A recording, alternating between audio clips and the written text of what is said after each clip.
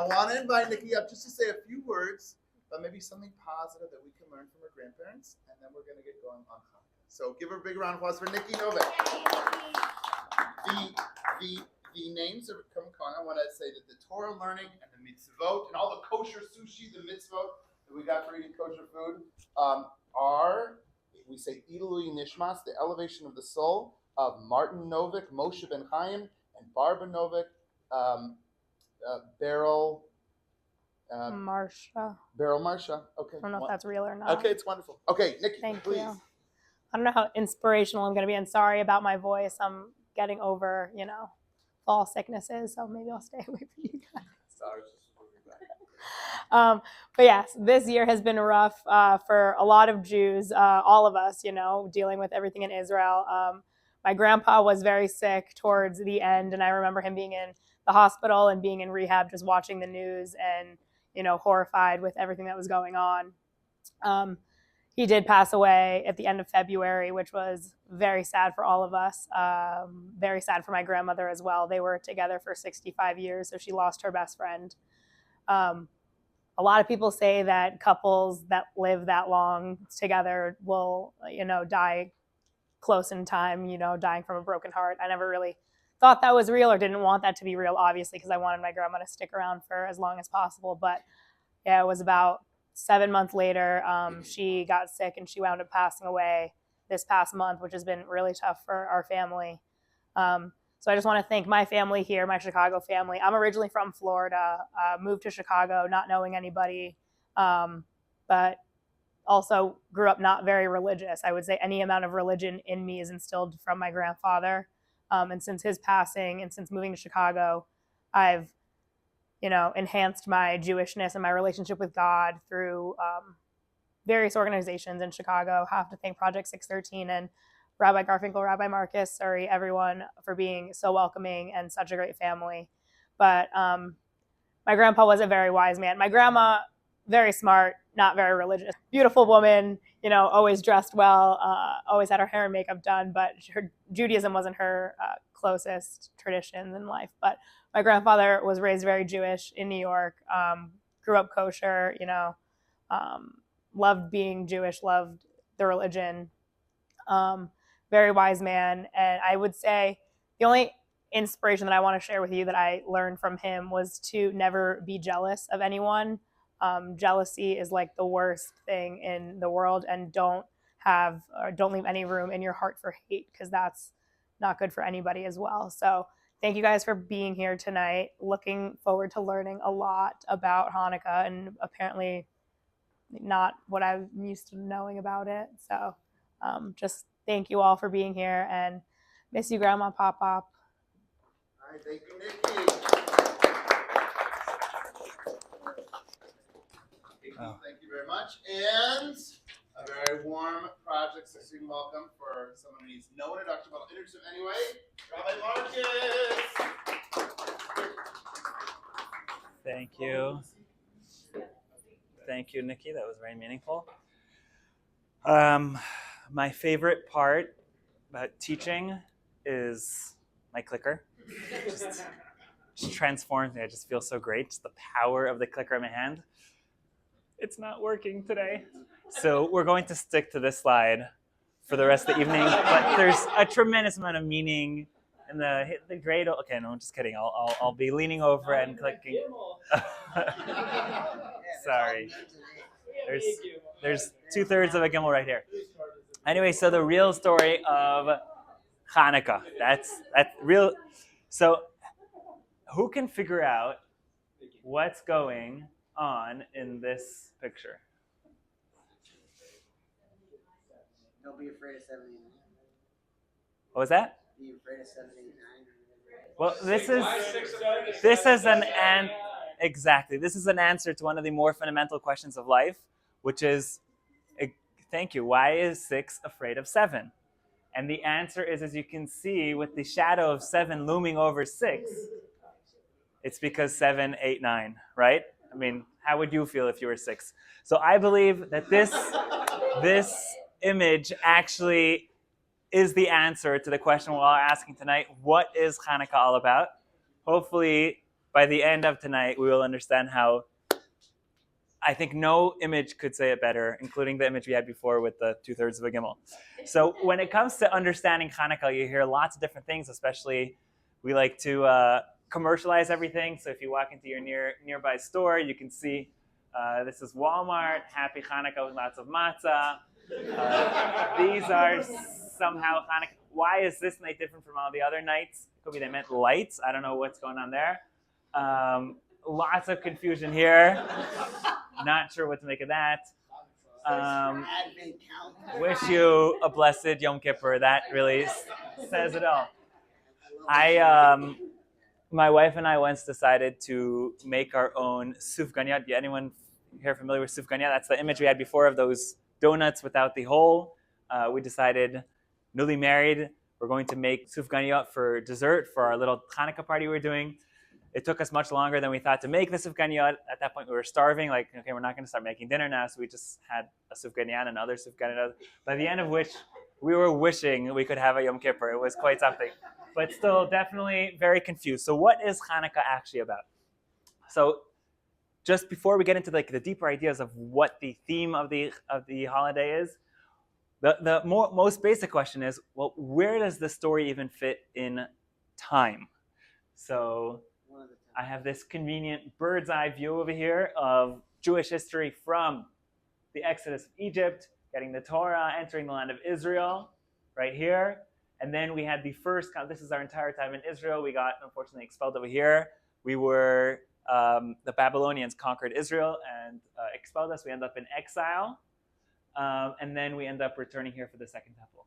So just to put the different Jewish holidays in time, so right between the First and Second Temple, we were in Persia, among other places, what used to be the Babylonian Empire and became the Persian Empire, spread around, and that's when the Purim story takes place. And then even though in the year, people sometimes get confused, first you celebrate Hanukkah, then you celebrate Purim, in Jewish history, Purim story happens first. Then when we're back in the land of Israel for the second Jewish Commonwealth during the Second Temple, that's when we have the Hanukkah story. We came back as part of the Persian Empire. Persian empires were the rulers. Then there was the major conquest of Alexander the Great. And at the end of his long tour, he's returning back. He dies. Perhaps it was an open bar that was the issue. And there's historians have different theories of what happened there. But his empire splits into two, and it's the Assyrian Greeks who are controlling the land of Israel who are causing us issues, and that's where the Hanukkah story comes in. So the way we're going to approach understanding what Hanukkah is all about, there's actually, this is at least our starting point, there's a prayer that we add on Hanukkah to the silent prayer where we're praying in the morning, afternoon, and evening, or to benching. So on Shabbat, there's a prayer you add for benching. Hanukkah also has a special prayer that we add for Hanukkah that describes the Hanukkah story. And what we're going to do now is we're going to give out the Sidurim, the prayer books, and we'll pair into chavrusas. And I want every pair to read through. I'll point you guys to the right section in the Sidur, but every pair to read through this prayer of Al Hanisim and try to figure out if you had to tell the story of what Hanukkah is all about in one sentence or maybe two sentences, how would you describe the Hanukkah story? In order for this exercise to work, I want you to try to forget everything you know about Hanukkah. And let's say this is your first introduction to the holiday of Hanukkah. On page 115, there's Who needs a book? the top of page 115, there's a gray box. That gray box is divided into two. You want to stick to the left side of the gray box. And if this is your only exposure to Hanukkah, I want you as a chavrusa, try to team up with the person sitting next to you. As a chavrusa, try to figure out how would you describe this, the main elements of what Hanukkah is about in one sentence, maybe two. Okay? So they should all read it silently to themselves, Rabbi? They may not read it silently. As a chavrusa, you want to be reading it out loud, discussing, coming up with an agreed one or two sentences to describe the holiday. Again, page 115 at the top, gray box, left side. Any volunteers? Any volunteers to give one sentence description? Chanukah in a nutshell. Again, just based on this prayer of Al Hanisim, how would you describe, just a minute, how would you describe Chanukah in one sentence? The last sentence.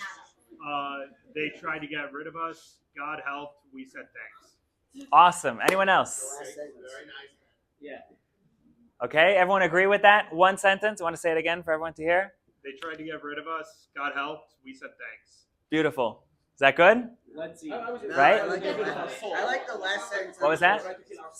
Okay, interesting. Very good. 8 days of Okay, but there definitely was a physical war. It was very scary. Odds were stacked against us. We won. We're saying thank you. Beautiful. I couldn't have said it better myself. Beautiful. Issue is that the Talmud also decides to take a paragraph to describe what Hanukkah is about. And now we're going to see that and compare and contrast and see if it's telling over the same story. So says the Talmud, what is Hanukkah? There's a Mishnah which predates the Talmud that mentions Hanukkah in passing. Talmud says, okay, interesting, we're going to discuss what the Mishnah is talking about, but you can't mention Hanukkah without explaining to our audience, well, what is Hanukkah about? And the Talmud explains, when the Greeks entered the holy sanctuary, they defiled all the oil that was there. And when the dynasty of the Hasmoneans grew strong and defeated the Greeks, they searched and found only one flask of oil with the stamp of the Kohen Gadol that had been set aside. And there was only enough oil to burn for one day. A miracle occurred, and they lit the menorah from this oil for 8 days. The following year, the sages established these days for praise and thanksgiving. So just a little bit of background information is helpful. You are not supposed to use oil in the temple if it came into contact with something called tum'ah. Tum'ah is a very fascinating spiritual reality concept. It's a certain spiritual vacuum that exists when there was a tremendous amount of potential that's no longer there. Separate discussion. But whenever they wanted to use oil for the temple, they made sure that the entire process was clear of any contact with tum'ah. People end up with this spiritual status called tum'ah if they come into contact with a dead body, or there's different ways, or a carcass of an animal. There's different ways you can come into contact with tum'ah. Interesting note, right near my in-laws, there was always this mountain that as kids, my in-laws used to play on. My wife used to play on this little mountain. They decided to turn it into a playground. This is in Beit Shemesh in Israel. Everyone's okay. But when they started digging, since it's Israel, it's very likely you'll end up with an archaeological site, and they did. They found an ancient vineyard and olive press, a wine press and an olive press from the Second Temple period, the time of the Chanukah story. And it's in the fields outside of the city, right? It's near the vineyard and the olive trees. And right next to the wine press and olive press, they built a mikvah, a ritual bath for people who are pressing the oil and the grapes to be able to immerse themselves so that the wine and the oil would be okay for the temple. So it's right there now. And in Israel, if this would be in Chicago, they would probably cordon it off, build a museum around it, entrance fee, a whole thing. And Israel like, okay, we were planning a playground. We'll keep the original plan. And while the kids are playing, they can also check out the 2,500-year-old wine press and mikvah. And the kids are just jumping around playing as if it's like totally normal. It's really cool. So you see this right there in front of you, that for something to be appropriate for the temple, you want it to be ritually pure. The Greeks had moved into the temple, defiled the entire place, and therefore it was problematic for them to use the oil for the menorah. They found one little flask that still had the priest's seal on it, which means that no one had opened it or the seal would have been broken. It's like a wax seal. And so they realized they could use that, but it would be only good for one day. It would take them 8 days in order to get a new batch of oil. So they said, okay, we'll light this for one day and we'll figure out what to do for the next 7 days. They lit the candles, and instead of the candles going out like they should have 24 hours later, they continued staying lit until the new batch of oil came in. Okay, that is the Hanukkah story according to the Talmud, which is a beautiful story, except that it sounds like a totally different holiday than the one we were talking about in the Al Hanisim prayer. And it's not like the Talmud knows of the Al Hanisim prayer. Al Hanisim prayer predates the Talmud. Talmud references it. It's not like they're not aware of each other. And yet when the Talmud comes to describe what the holiday is about, there's no disagreement on the story. If you take a closer look at the, we'll take a look in a second at the Al Hanisim prayer we saw before, it's kind of mentioned as like a postscript, but in the Al Hanisim prayer, the main theme of the holiday seems to be this terrible war that we fought. We thought we were going to lose, and we ended up winning. It was so fun and so awesome, right? And here, the war is like an intro. So there was a thing with the Greeks, whatever, but when we finally came into the temple, there's this whole olive oil story. So which one is it? Is it the war and the victory, or is it the olive oil, ritual purity, not sure what to do, miracle, it lit for 7 days? So in order to answer this question, we have to have a better understanding of what's actually going on. Why were we in conflict with the Greeks in the first place? What was this about? So if you take a closer look at the prayer we had before, the Al Hanisim prayer, so we see what was the source of contention was that they rose up against your nation Israel to make them forget your Torah and to turn them away from the statutes of your will. Meaning that this was not our first encounter with an oppressive empire that wants to control us. The difference is that they weren't trying to control us in terms of taxing us, making our tea more expensive or a stamp tax. They were after our Torah and our Jewish culture, our spiritual culture. They were trying to turn us into Greeks. They were fighting over our right to practice Judaism. So there's a cultural clash happening between the Greeks and the Jewish people. And that's the source of the entire conflict. And that's why the conflict is taking place in the first place. That's why we're having the conflict.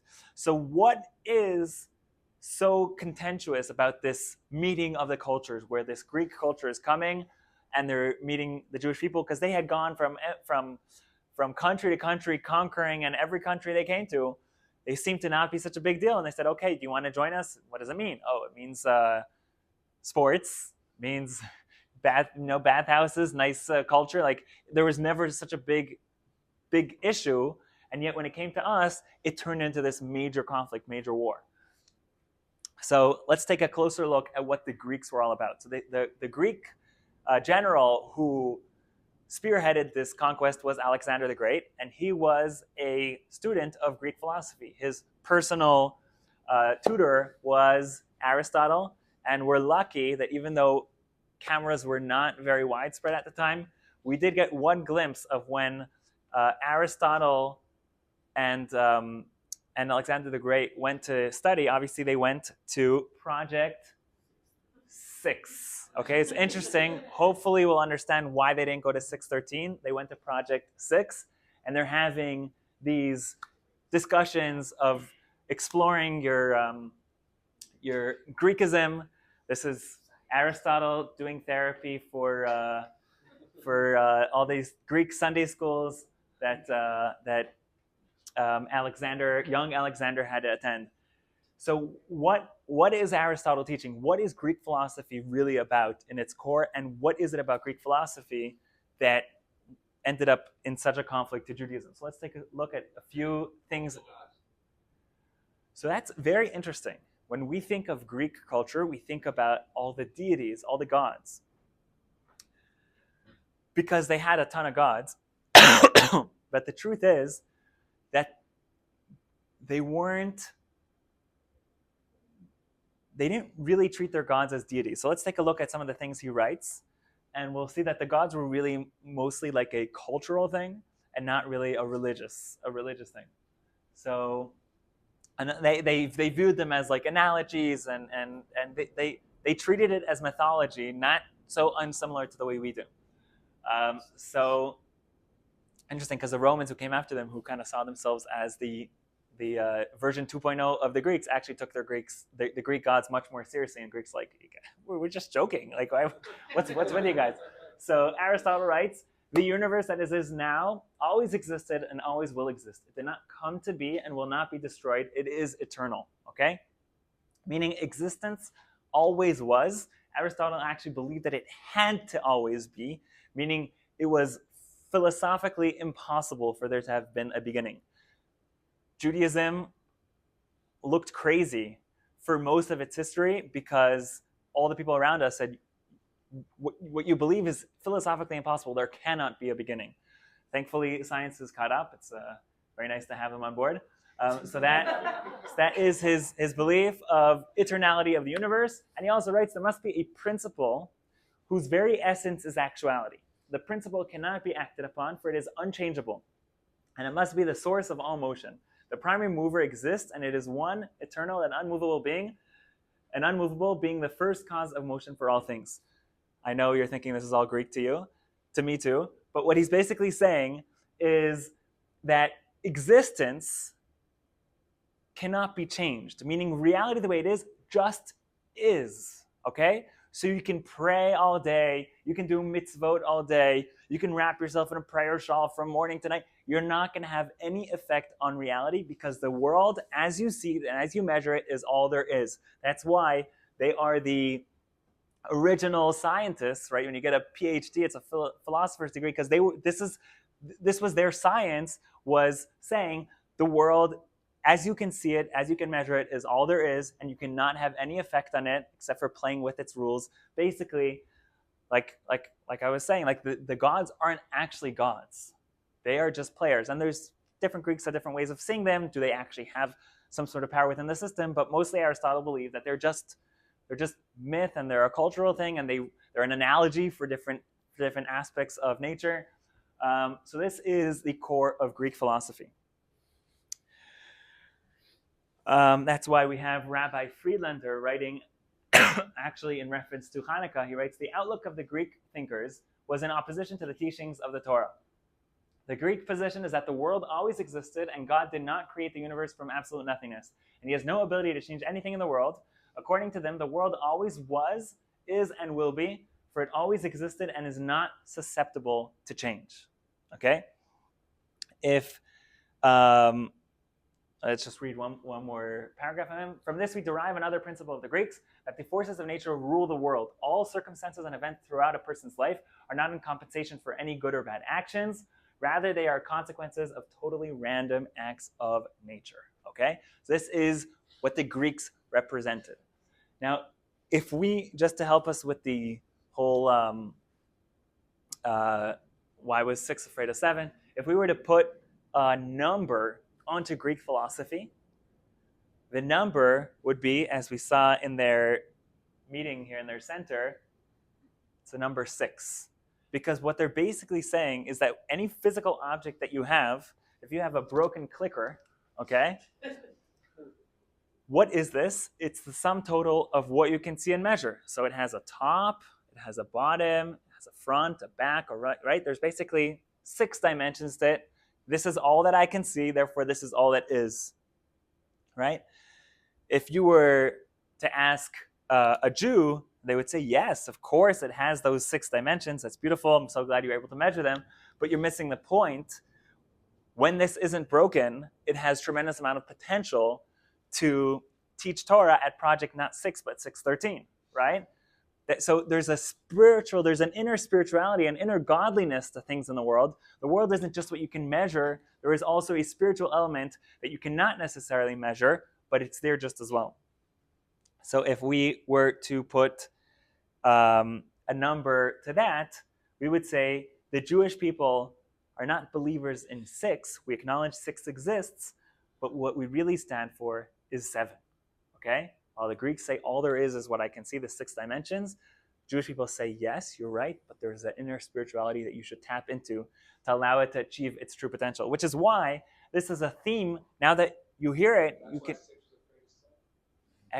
Great, we'll get to that. But first, it's a theme that now that you hear, you look around at Jewish practice and Jewish belief, and you realize it's actually there everywhere. So just a few examples. Torah says, 6 days you shall labor and do all your work. We have the 6 days of the week. And the purpose of those days is to be productive in this world, right? But the 7th day is the Sabbath of your God Hashem, okay? Meaning we have a 7th day, and the point of the 7th day is to reveal the spirituality that was in the previous 6 days. So the Greeks would say, yeah, you have 6 days, and that's all there is. Maybe you want to take a break. Maybe you want to just continue in the next 6. But that's all there is. And the Jewish people say, no, we believe in Shabbos. We believe that there's an inner spirituality. We're going to take a break from trying to act God throughout the week of creating and building. And we're going to take this one day to focus on the inner spirituality that's in the world and in life. Right? So that's that 7.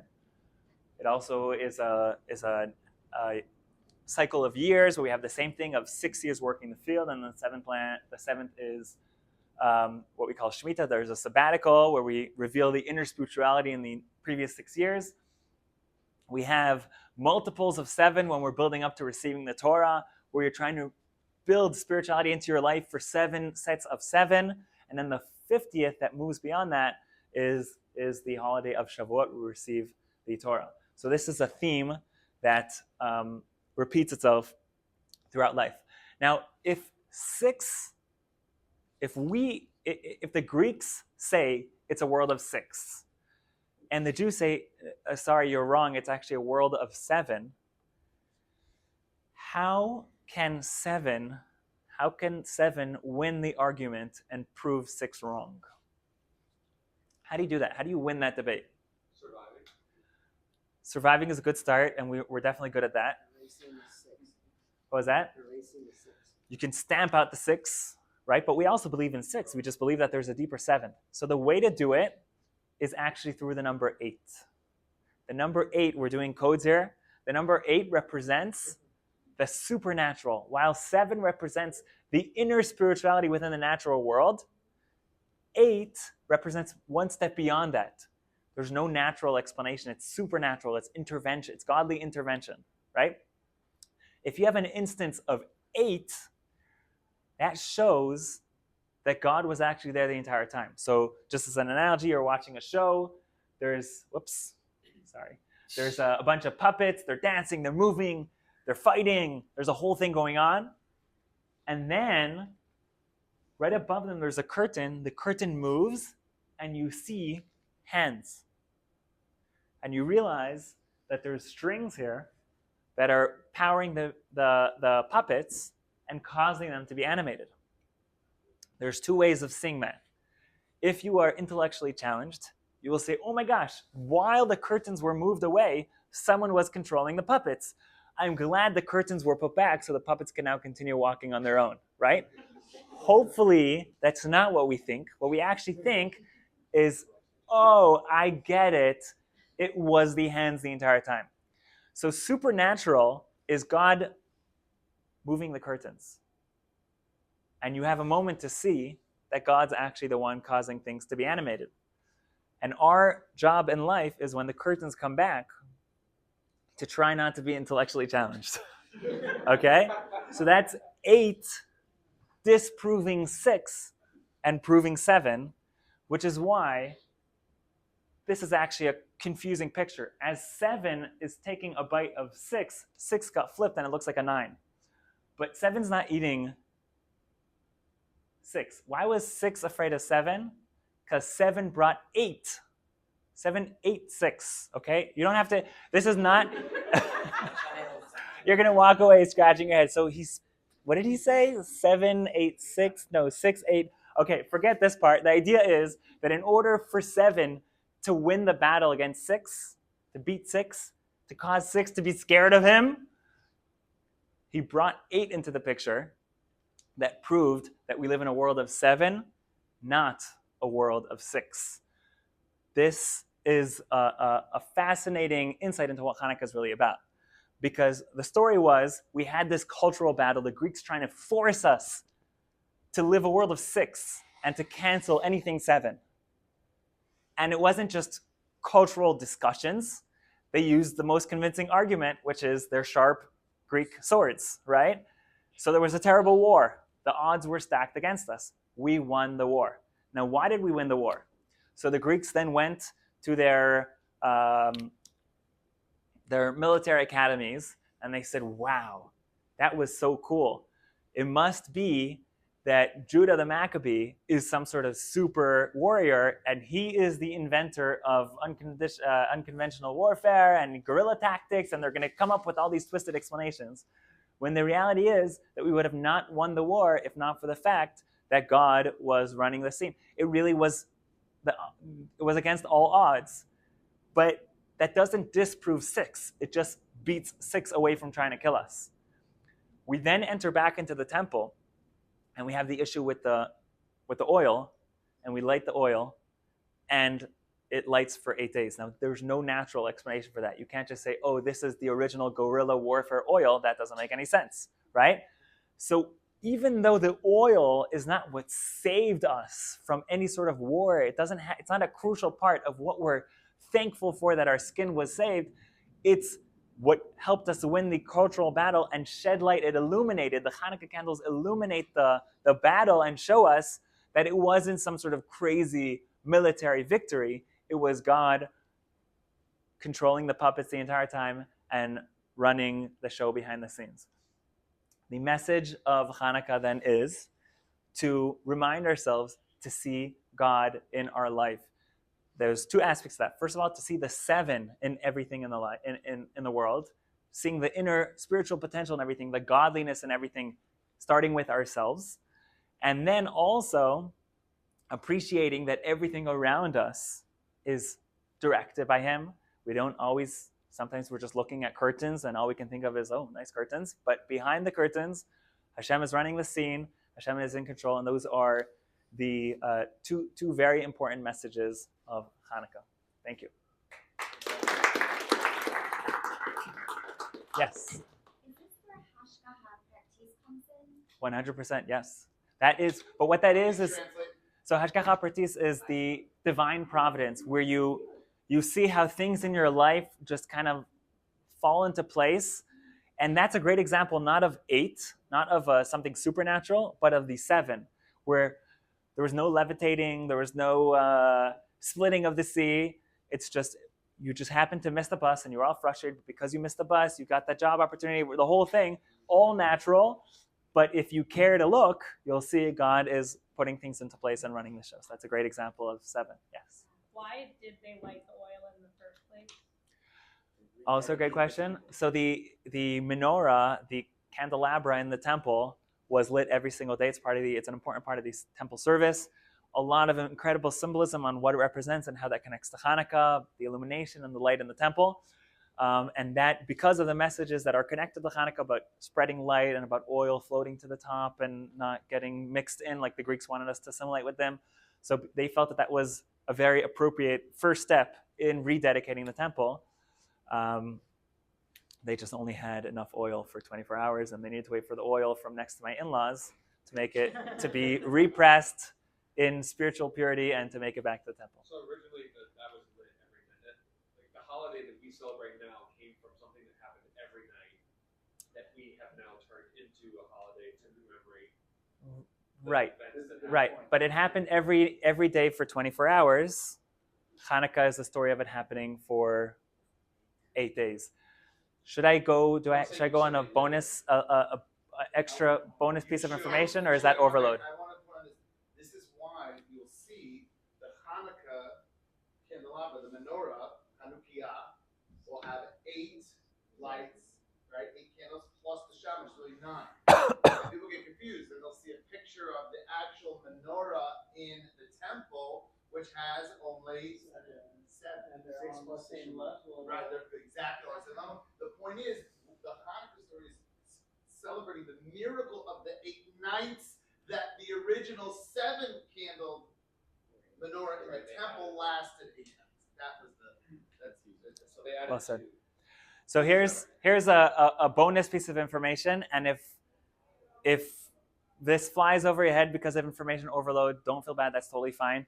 But if it doesn't, this is a great conversation starter if you meet someone who's a practicing Jew, or even not, and you whack them over the head with this following question. Okay, it's what we call the super famous Beis Yosef question, and I actually have it as on a slide in case you guys are up for this one. Okay, here's the question. You guys love street creds. Yes, this is. Any guys with the beanies on, you bomb this question. How did you know that question? So here's the question. We heard the Hanukkah story, right? They came in, there was enough light for 24 hours, but it lit for 8 days. It's the 8-day miracle. 1 second. There's no 8-day miracle. There's a 7-day miracle. First day was natural, right? How many days of a miracle did we have in the temple during Chanukah? Is it 8 or is it 7? Technically it's 7 because the first 24 hours was natural. At that point it should have gone out. Was the first miracle that we won and were able to light the first? What was that? Was it the first one counted because it was a miracle that we won the war and then were able to even light it the first one? This is happens to be that. So that's a great answer, and it's one of at least 100 answers to this question. 300. Over 300. This is a favorite Hanukkah party. 2 rabbis getting together. He's like, have you come up with any new answers? But and there's an approach that says that actually they said, oh, we only have enough for 24 hours. Instead of lighting it all now, let's do little bits and see how it goes. And every little bit lit for a full day. There's lots of different approaches. But based on what we've been discussing, perhaps we have another answer to that question. And that is that the whole point of the subsequent 7 days of miracle was to illuminate the miracle of what we call nature and show us that really God is there running the show the entire time. So some miracles are open. They defy the laws of nature as we know them. And some miracles are just the miracle of the sun rising and everything happening because we know that even when the curtain isn't open, it's still God interfering and making it happen. So what the 7 subsequent days show us is that the first day should be celebrated just as much because it's a miracle as well. And that's a reminder for us to celebrate the miracles of everyday life in our lives. Thank you.